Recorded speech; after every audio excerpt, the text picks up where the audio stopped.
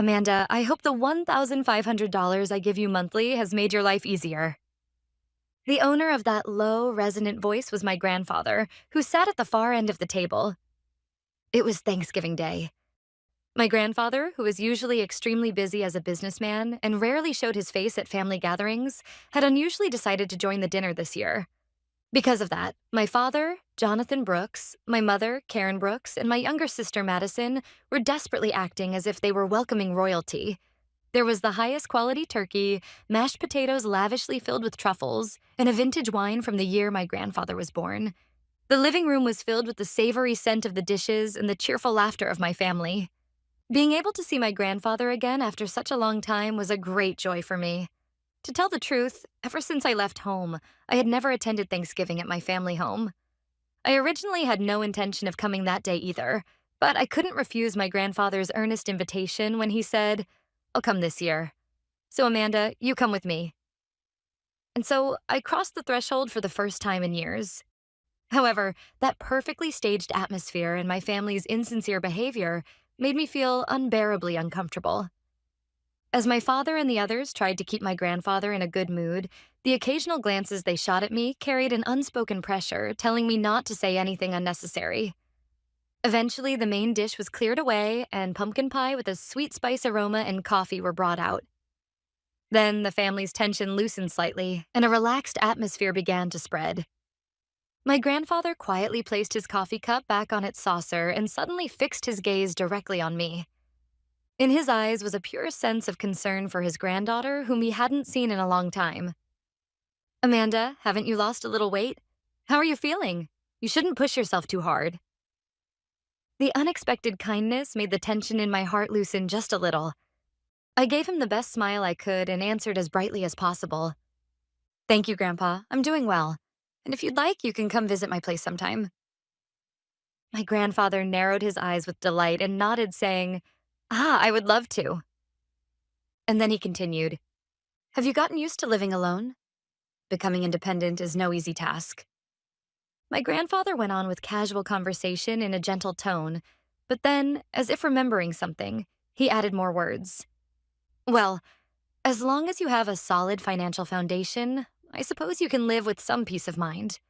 With my monthly support, you don't have to worry about rent, and your life should be much easier, right?" The sound of cutlery stopped, and every gaze in the room pierced into me, sitting small in the corner of the table. I couldn't keep up with the sudden question, and I barely managed to squeeze out my voice. "What are you talking about, Grandpa?" My question echoed emptily through the tense silence. "Ah, if it's about that money, you don't need to worry." My father quickly cut in, interrupting my words with a swift tone. He didn't even bother wiping the sweat forming on his forehead as he forced a fixed smile toward Grandpa. "Amanda can be a little naive about the world, you know? Since she's not good at managing money, we simply took responsibility and handled it for her." Those words were like oil poured onto an open flame, making my grandfather's expression grow even harsher. "Manage it, you say?" His voice was low, tightly suppressing his anger. "Then answer me, Jonathan. If Amanda is supposed to be the one benefiting from this, why does she look as though she knows nothing about it? Can you show me proof right here, right now, that my money is truly being used for this child just as you claim?" The moment my father stumbled for words, my mother suddenly cut in, her voice trembling as though she were playing the tragic heroine. "Dad, how can you say something so cruel? You know how much we worry about Amanda, don't you? She's always been a difficult child, and we've been doing everything we can to protect her." But my grandfather was no longer fooled by her theatrics. He cut her off and exclaimed, "Be quiet, Karen. It was you who begged me for financial help in the first place." The air in the living room grew even colder. He then continued, "Was it 5 winters ago? With your voice trembling on the phone, you told me this?" Amanda left home without listening to our advice. "She's sick, and we're worried she won't be able to live alone. We can't sleep at night." I believed those words. I believed in your concern for your daughter and started sending the money. And now look. All I hear from this child is, "What are you talking about? Explain to me what is going on." Exposed by the truth, her face turned deathly pale and she was left speechless. When she looked around as if begging for help, Madison, who had been silently picking at her nails until then, suddenly shouted in a shrill voice, "Grandpa, stop it already! You're going too far." Madison stood up and glared at me. "You have no idea how much Mom and Dad have struggled. Amanda, you're always like this. Always talking about your own pain and suffering and never once thinking about how much everyone else has supported you. Even if you got the money, you just blow it all on meds or whatever nonsense you waste money on. That's why Mom and Dad have been managing it for you. What's wrong with that?" Those words became the final trigger. Madison knew. She knew exactly what our parents had been doing, benefited from it, and helped deceive me all this time. I hadn't even realized a sound had escaped my lips. "That's a lie." Everyone turned to look at me. "Liar." Shaking, I stared straight at every one of them. "I never said I wanted to leave this house. It was you both, Mom, Dad, who told me to get out. You abandoned me." In response to my anguished cry, my mother pretended to collapse into tears and shrieked back at me. "What a terrible thing to say, Amanda. We would never tell you to leave. Your illness is making your memories confused." My father echoed her words, glaring at me as though I had lost my mind. "That's right. We refuse to indulge your delusions any longer." Their blatant denial burned away even the faintest trace of affection that had remained in my heart. Suppressing my trembling, I answered coldly, "My memories are confused? No, I remember it perfectly. The day I was thrown out of this house, left alone in the cold night with nowhere to go, I remember exactly who saved me." I had never forgotten the despair of that night, the cold that sank into my bones, not even for a single day. It was simply impossible to forget. Keeping my glare fixed on all of them, I revealed the truth I had replayed in my heart countless times since that night. I ran to Paige's house, and she took care of me for 2 weeks until I found an apartment. Her parents also remember how I showed up sobbing in the middle of winter, with nothing but the clothes on my back. They were furious, saying, "How could any parent throw out their daughter in the middle of the night?" If you want, I can call Paige right now and put her on speaker. She can testify very clearly whether I ran away for fun that night, or whether I was thrown out. Mom's face stiffened. I continued, "Most of my paycheck disappeared instantly. Rent, living expenses, treatment for my chronic illness, medication. I didn't have a single cent left. Whenever I was truly desperate for money, I worked the overnight shift at a 24-hour diner after my day job, sacrificing my sleep just to survive." Speaking the words alone brought the memories flooding back.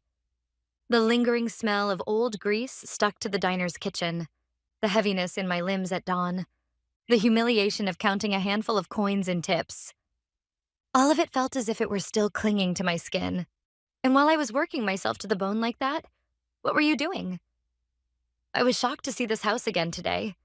The kitchen is remodeled, there's a brand new large refrigerator, and outside a shiny new SUV. When I begged for help, you ignored me, saying you had no money. So where exactly did you get the money for all this luxury? My parents exchanged glances, panicking, and muttered helplessly, "That's..." They moved their mouths as if searching desperately for excuses, but the words got stuck in their throats and nothing meaningful came out. Then I turned my gaze to Madison. "And that's not all. Last summer, the three of you took a trip to Hawaii to celebrate Madison's high school graduation, didn't you? I saw it on your Instagram, Madison. You were laughing on the beach and you looked like you were having the best time of your life." At this direct accusation, Madison's face flushed bright red. "That's only because you were sick and you wouldn't have been able to travel anyway." She tried to make another excuse, but under Grandpa's icy stare, she swallowed her words. She only looked down in embarrassment. She too was an accomplice in this deception. Grandpa watched the ugly argument with a cold, unblinking gaze. Eventually, he quietly said, "That's enough," and took control of the room. Grandpa pulled his smartphone from his pocket and began making a call. Everyone in the room held their breath at his unexpected action. "It's me. Sorry to bother you on Thanksgiving. I need something urgently. Please send the full transaction history of the transfers I made every month from my personal account to Karen's, from 5 years ago until now, as a PDF to my email immediately. I want to confirm it here and now."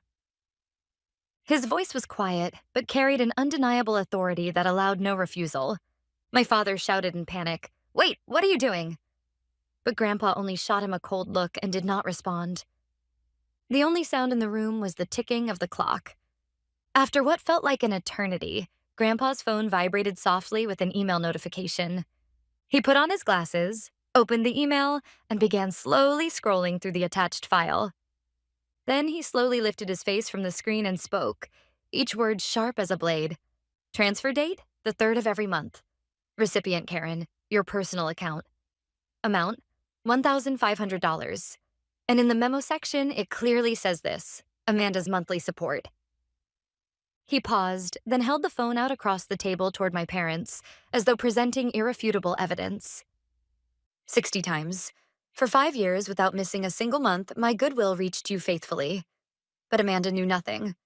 She never received this money? Not once in 5 years. So, explain it to me, Jonathan Karen. Where did my $90,000 disappear to? The total, $90,000, a specific and crushing figure, pressed heavily onto the atmosphere of the living room. It was no longer an amount that could be explained away with excuses. My father's face was twisted as if he had been punched in the gut, and my mother finally broke down, choking on sobs. Their faces were flushed red with guilt and shame. No excuse, no lie, could stand up against this immovable evidence. An unbearable silence dominated the room. My father finally forced out a voice, but it was neither an excuse nor a justification. Just one unbearably weak word. I'm sorry. That single word was the moment he admitted his guilt. When Grandpa heard it, he shook his head once in deep disappointment and quietly rose from his seat. He no longer spared them a single glance and gently placed his hand on my shoulder. Let's go, Amanda. There's no reason to stay here any longer. I nodded wordlessly and stood up. Leaving my stunned parents and sister behind, we turned our backs on them. Thus, the Thanksgiving dinner came to an end. The following weekend, Grandpa called for me, and I visited his home. Seated deep in the leather sofa of his study, Grandpa let out a long, heavy sigh the moment he saw my face. I'm sorry, Amanda. I should have uncovered the truth much earlier. This is my responsibility. His voice was thick with self-reproach. To be honest, it never occurred to me to doubt them at all. But when Tyler came to visit about a month ago and started talking about them, I began to sense something was off. Tyler was my mother's younger brother. In other words, my uncle. Grandpa spoke with a bitter expression, recalling their conversation. Tyler told me they were invited to dinner at Karen's place, and he felt like he was stepping into a movie star's mansion. Apparently, my mother held a sort of show-off party, inviting Tyler's family over to celebrate the completion of the kitchen remodel. Tyler was puzzled as he told me, the flooring was imported marble from Italy, and the refrigerator was top-of-the-line commercial grade. I know Jonathan's company is doing only moderately well, so where did all that money come from? Don't tell me you have been secretly helping them out. Grandpa exhaled deeply, his face heavy with regret. The moment I heard Tyler's words, a terrible suspicion flashed through my mind. I was giving help. Yes, but that help was meant for you, Amanda. But what if the money wasn't going to you, but straight into their pockets? Tyler's description of their extravagant lifestyle would suddenly make perfect sense. That was the first time I realized the frightening possibility. I should have confirmed things with you much sooner. I thought I was helping you, but instead I ended up letting you suffer for 5 years. I quietly shook my head. It's not something you need to apologize for, Grandpa. If you hadn't spoken up, I might have lived my whole life without ever knowing the truth. I'm grateful to you. And then, for the first time, I confessed something I had kept buried in my heart. Ever since the day I was thrown out of the house, I fought with everything I had. When I realized I couldn't rely on my family, I decided I had no choice but to become strong. Strong enough to wear armor made of iron. I worked day and night, studied business through the pain, and 3 years ago, I started my own small consulting firm. Grandpa's eyes widened in astonishment. At first, all I had were tiny jobs, and there were so many times I thought I would break. But I never gave up. Now things are finally starting to move in the right direction. My clients are growing, and I'm financially stable enough that I don't need anyone's help anymore. I continued in a calm voice as I looked out the window. Of course, I lost a lot along the way. But because of that hardship, I was able to become truly independent. I gained a strength that belongs only to me, something no one can ever take away. When Grandpa finished listening to my words, he nodded deeply, his expression filled with both relief and pride. I see. You've grown into a fine woman, Amanda. You truly have worked hard, all on your own. His eyes glistened with faint tears, but his expression soon shifted into something far more severe. But that doesn't mean Jonathan and Karen's crimes can simply disappear. While you were struggling this much, they were stealing your money and living in luxury. This has gone far beyond the bounds of something that can be forgiven as a family matter. Grandpa spoke in a resolute voice. I intend to take formal legal action against them. This is a crime. They need to understand the weight of what they've done under the full force of the law. However, this will also pull you into the fight. I cannot proceed without your consent. Amanda, tell me what you want. At his words, I nodded quietly. I feel the same way, Grandpa. They need to face what they've done without looking away. Grandpa gave a heavy, solemn nod. Very well. Then we act at once.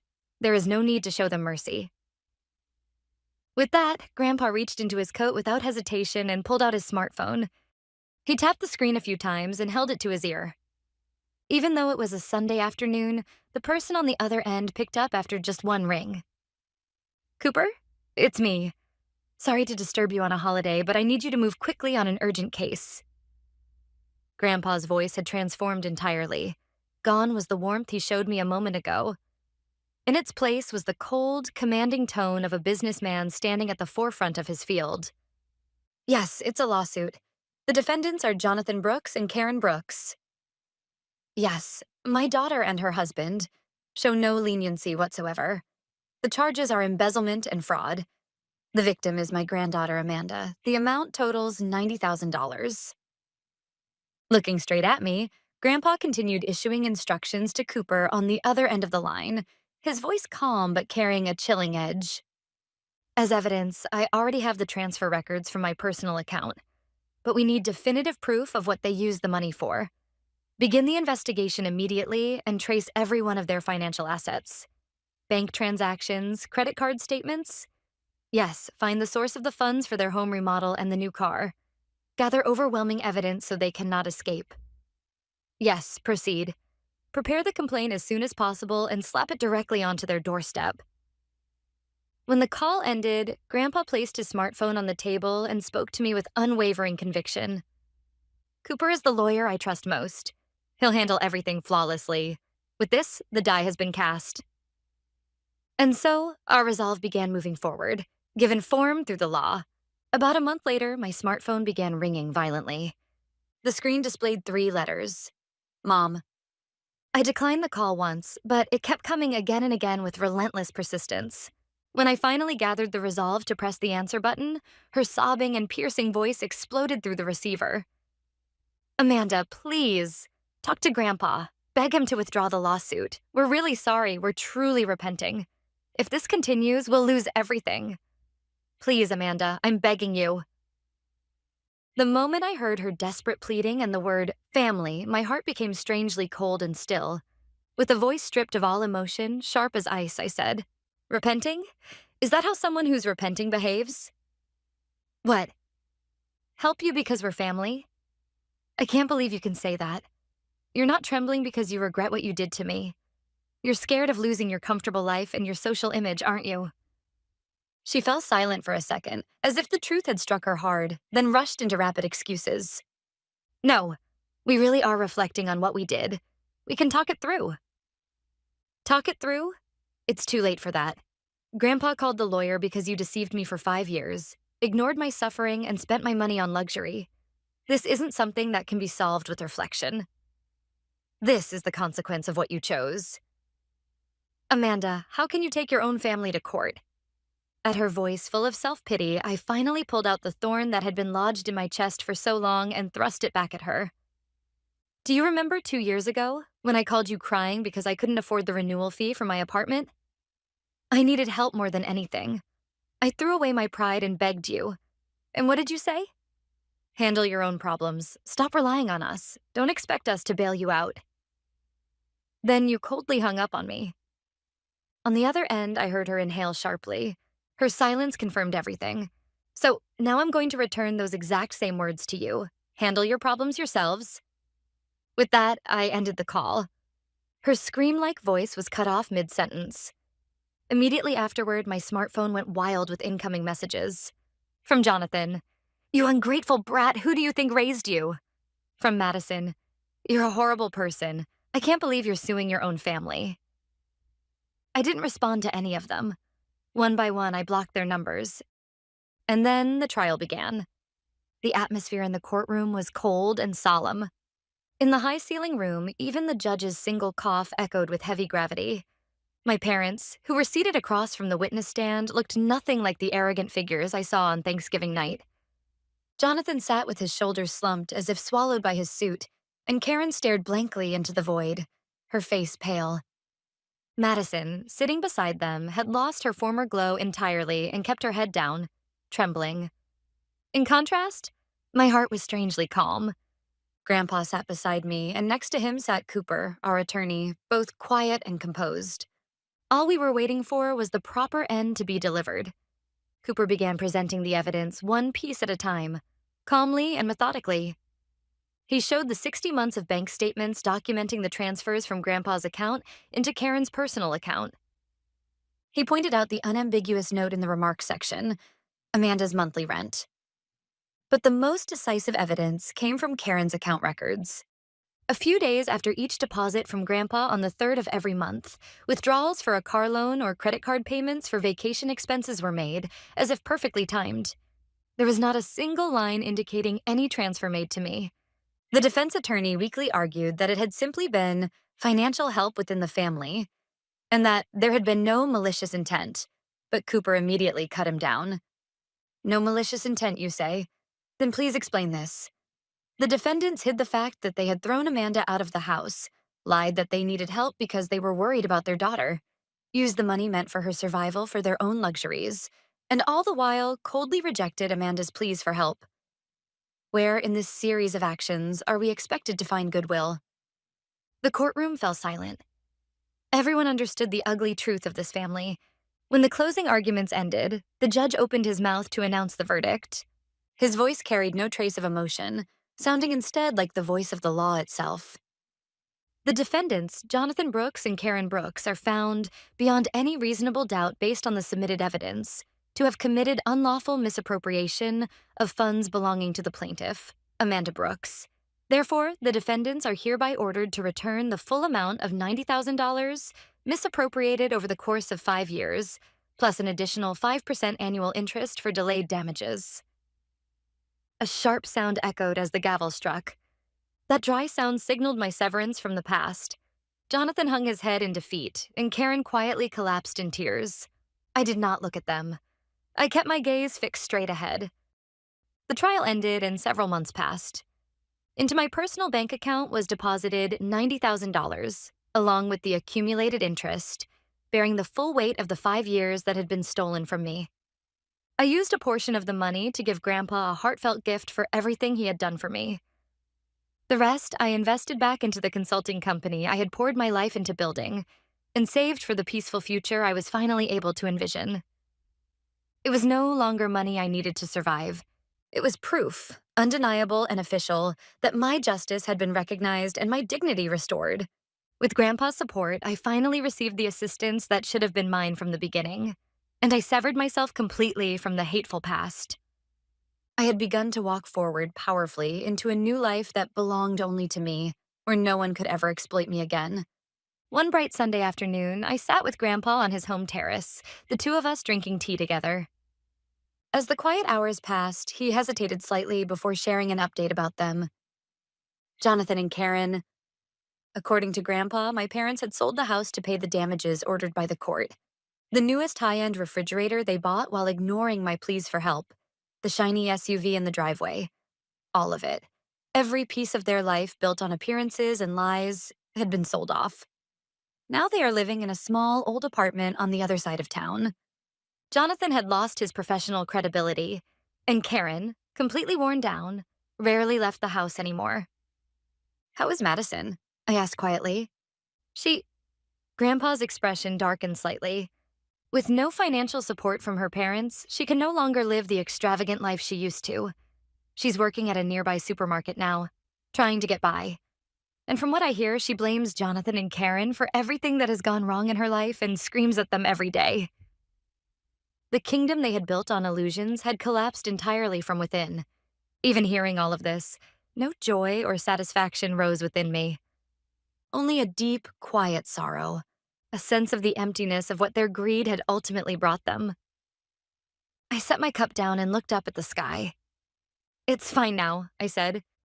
"Whatever happens to them, it has nothing to do with my life anymore. All I can do is move forward." Hearing those words, Grandpa smiled at me gently.